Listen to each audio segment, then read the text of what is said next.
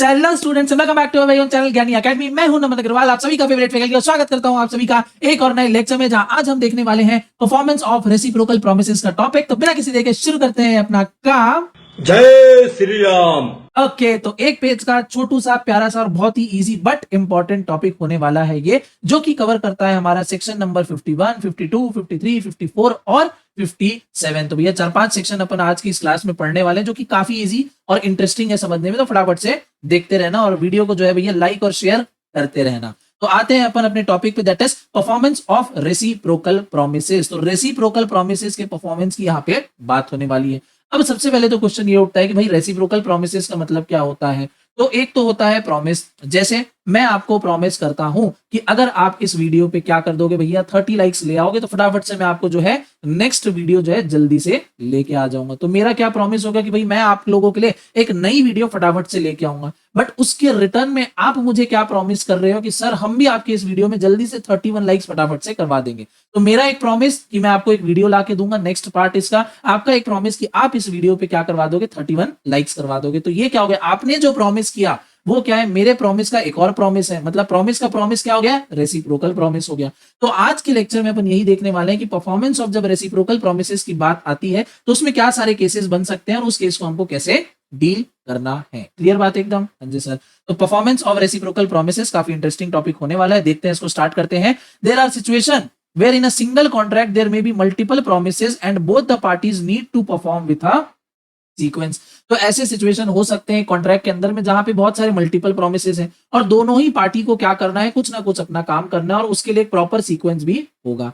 अब क्वेश्चन यहीं पे आ जाता है कि अगर वो काम प्रॉपर सीक्वेंस में ना है तो क्या होगा, अगर नहीं हो पाया प्रॉपर सीक्वेंस में तो क्या होगा, अगर प्रॉपर सीक्वेंस ही हमको नहीं पता है तो कैसे क्या करना है। तो ये सारे क्वेश्चन का जवाब हमको आगे वाले हमारे सेक्शन में मिलेगा और उसी सीरीज में अपन आज देखने वाले हैं। अभी हमारा आज का पहला section that is section number 51, जो की बात करता है promisor is not bound to perform unless promisee is ready and willing to perform. ठीक है, क्या बोल रहा है प्रोमिसर, यानी पहली वाली पार्टी अपना काम करने के लिए बाउंड नहीं है अनलेस, जब तक जो दूसरी पार्टी है दैट इज प्रोमिसी वो अपने पार्ट को करने के लिए हामी जताए, विलिंगनेस दिखाए। जैसे आप ऑर्डर करते हो एक नया मोबाइल फोन ऑनलाइन, ठीक है, आपके पास डिलीवरी वाले भैया आ जाते हैं डिलीवरी देने के लिए। अब वो डिलीवरी वाले भैया आपको डिलीवरी तभी देंगे जब आप बोलोगे कि हाँ भैया मेरे पास पेमेंट रेडी है, मैं आपको पेमेंट कर दूंगा। अगर आप बोलोगे कि मैं पेमेंट आपको नहीं करूंगा और आप मुझे फोन दे दो, आपने कैश ऑन डिलीवरी पे मंगवाया है सीओडी में, तो जब तक आप पेमेंट नहीं करोगे सामने वाला भी आपको फोन की जो डिलीवरी है वो नहीं देगा। तो यहीं पे बोल रहा है कि promisor is not bound to perform unless the promisee is ready and willing to perform. जब तक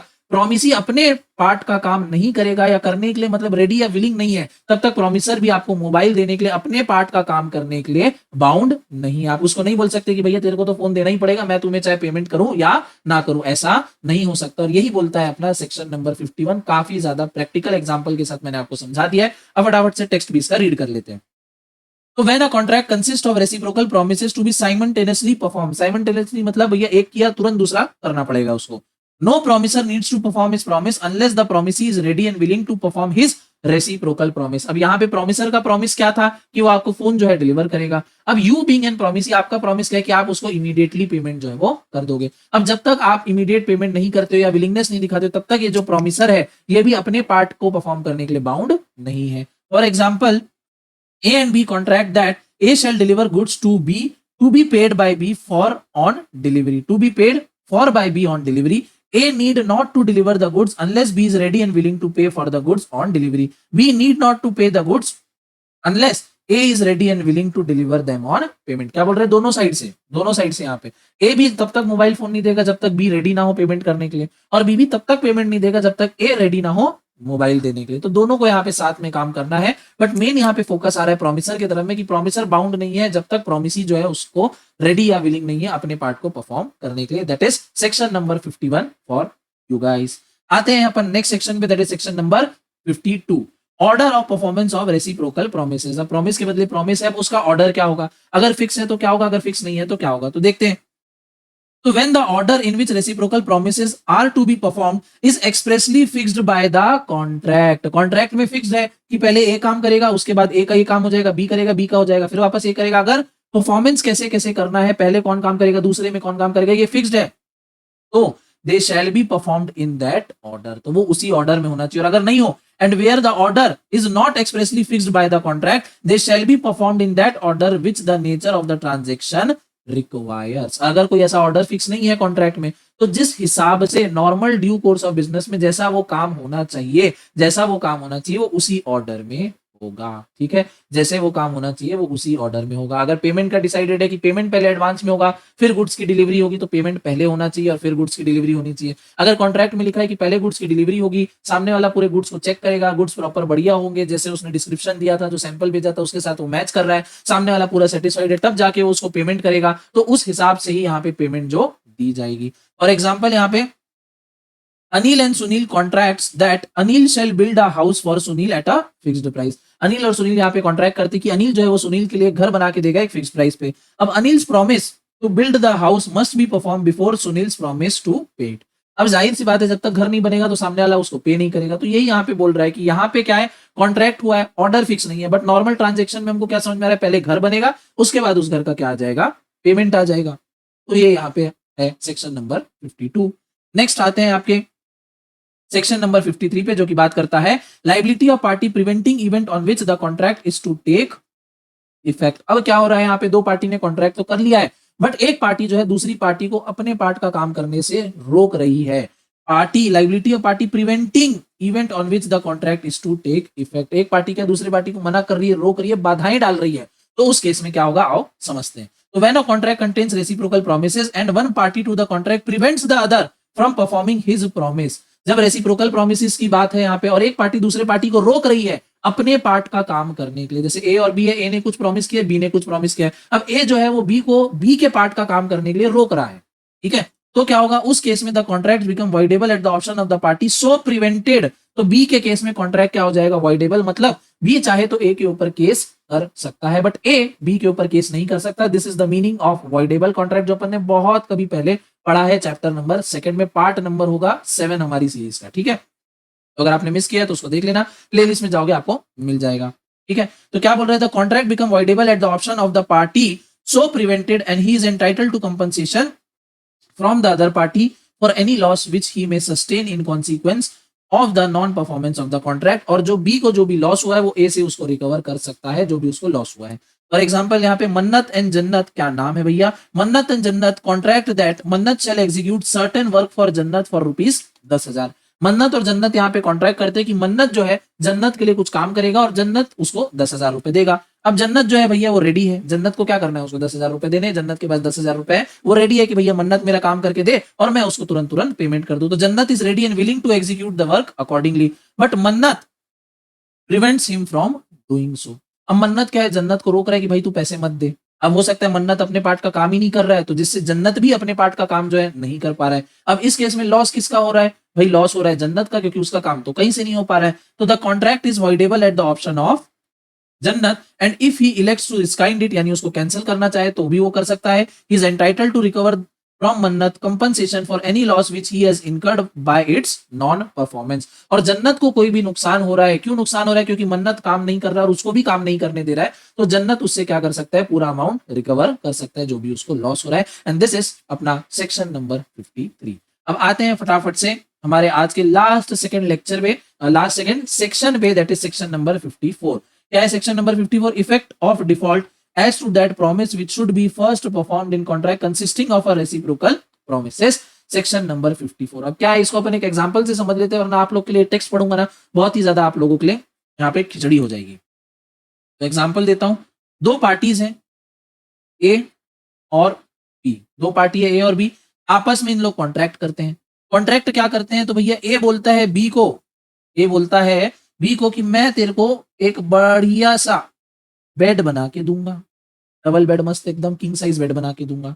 बी बोलता है ठीक है तू मुझे बेड बना के दे, उसके रिटर्न में मैं तेरे को 50,000 रुपए दे दूंगा, उसके रिटर्न में मैं क्या करूंगा, 50,000 रुपए दूंगा, तो मेरे को बेड बना के दे दे। बट ये जो तू बेड बनाएगा, ये जो भी बेड यहाँ पे बनेगा, इसके लिए जो भी तुमको लकड़ी का यूज होगा वो लकड़ी मैं तुम्हें सप्लाई करूंगा और तुम कहीं और से लकड़ी लेके नहीं आओगे, ये एक कंडीशन है। अब ए ने पहला प्रॉमिस किया कि ए बी को बेड बना के देगा, बी ने दूसरा प्रॉमिस किया कि भैया जो बेड के बदले में बी जो है उसको जैसे ही बेड रेडी हो जाएगा बी उसको 50,000 रुपए दे देगा। बट एक कंडीशन क्या होगी कि जो भी बेड बनाने के लिए लकड़ी, फर्नीचर, जो भी काम है, नट वट स्क्रू रू जो भी यूज होगा वो बी उसको सप्लाई करेगा। अब अगर बी मान लो उसको जो भी लकड़ी टिम्बर चाहिए वो सप्लाई नहीं करता है, तो क्या ए जो है वो बेड बना पाएगा? Answer is no. अगर बी उसको टिम्बर ही सप्लाई नहीं करेगा फर्नीचर बनाने के लिए, बेड बनाने के लिए, तो ए जो है वो अपना काम ही नहीं कर पाएगा। और जब ए अपना काम नहीं कर पाएगा तो उसको बी से पेमेंट भी नहीं मिलेगा। तो यहाँ पे क्या हो जाएगा? गड़बड़ हो जाएगा। बी के चक्कर में ए का काम अटक रहा है, तो यहाँ पे ये गड़बड़ है। तो इस केस में क्या होगा, ये अपन इस वाले सेक्शन में देखने वाले हैं। तो पढ़ो, when a contract consist of reciprocal promises, A और बी दोनों रेसिप्रोकल प्रॉमिस किए कि भैया बेड बनाएगा, 50,000 रुपए देगा, such that one of them cannot be performed or that its performance cannot be claimed till the other has been performed, such that कि भैया पहला वाला पार्ट अपना कर ही नहीं सकता, पहला जो आदमी है वो अपना काम कर ही नहीं सकता जब तक दूसरा अपना काम ना कर दे। मतलब ए जब तक बेड बना ही नहीं सकता जब तक बी से उसको जो लकड़ी जो है और नेसेसरी जो सामान है वो नहीं मिल जाता। And the promisor of the promise last mentioned failed to perform it, such promiser cannot claim the performance of the reciprocal promise and must make a compensation to the other party of the contract for any loss which such other party may sustain by the non performance of the contract। क्या बोल रहा है यहाँ पे कि जो last mentioned promise है वो फेल हो गया।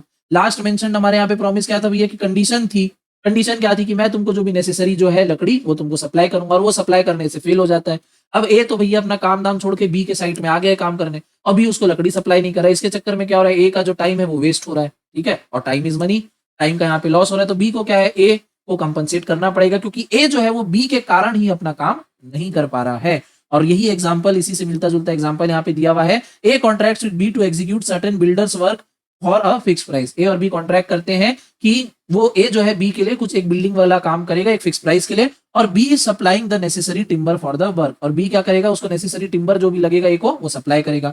अब B refuses to furnishes the timber and the work can not be executed. अभी सामान देने से बाद में मना कर देता है और काम नहीं हो पा रहा है। A need not execute the work. अब ए को भैया कोई काम करने की जरूरत ही नहीं है, क्योंकि कॉन्ट्रैक्ट में बात हुई थी कि जब तक भी सामान नहीं देगा तब तक काम नहीं होगा, सामान बी ही देगा। And B is bound to make the compensation to A for any loss caused by him for the non performance of the contract. और अब ए को इससे जो नुकसान होगा वो बी को उसको कंपनसेट करना। क्लियर बात एकदम। ये है अपना सेक्शन नंबर 54। आते हैं हमारे आज के लास्ट सेक्शन में, section number 57, that is reciprocal promises to do things legal and illegal. क्या बोल रहा है यहाँ पे, दो पार्टीज हैं ए और बी, दो पार्टीज हैं ए और बी, एक कॉन्ट्रैक्ट में एंटर हो रहे हैं जहां पे रेसिप्रोकल प्रोमिसेस है, मतलब ए भी बी के लिए कुछ करेगा, बी भी ए के लिए कुछ करेगा। अब ए जो बी के लिए कर रहा है काम वो तो भैया प्रॉपर लीगल है, प्रॉपर वैलिड है, बट बी जो रिटर्न में ए के लिए करेगा वो क्या है, वो इलीगल है, तो यानी वैलिड नहीं है। तो इस केस में क्या होगा, तो where person reciprocally promise firstly to do certain things which are legal and secondly under specified circumstances to do certain things which are illegal, the first set of promises, यानी जो फर्स्ट सेट ऑफ प्रॉमिस हुआ है वो क्या है, valid है, but the second set of promise is an void agreement. अब ये जो सेकेंड सेट है ये क्या है, ये वॉइड है। पहला वाला क्या है, लीगल था तो वो वैलिड है, दूसरा वाला इलीगल काम है तो वो क्या है, वॉइड एग्रीमेंट बन जाता है। क्लियर बात है एकदम। हाँ जी सर, बस यही अपना चुटंका सा सेक्शन नंबर 57। और विद दिस आज का हमारा जो टारगेट था, जो हमारा टॉपिक था, वो यहीं पे खत्म होता है। नेक्स्ट टॉपिक आपको दिख रहा है, time is essence of contract, section number 55, और एप्रोप्रिएशन ऑफ पेमेंट। और ये हमारे लास्ट बचे हुए टॉपिक है इस पर्टिकुलर चैप्टर के, और जो कि आपको फटाफट से जल्दी हमारे चैनल पे देखने को मिल जाएगा। तो ऑन दिस नोट आज के इस लेक्चर को हम यहीं पे रैप अप करेंगे। आई होप आपको सारी चीजें समझ में आई होंगी, सारे कॉन्सेप्ट आपके क्लियर हो गए होंगे। फिर भी अगर कोई डाउट रह जाता है तो मेक श्योर आप उसको कमेंट सेक्शन में कमेंट कर देना, हमारी तरफ से रिप्लाई आपको जरूर से मिलेगा। लास्ट तक बने रहने के लिए, अपना वैल्यूएबल टाइम देने के लिए दिल से धन्यवाद।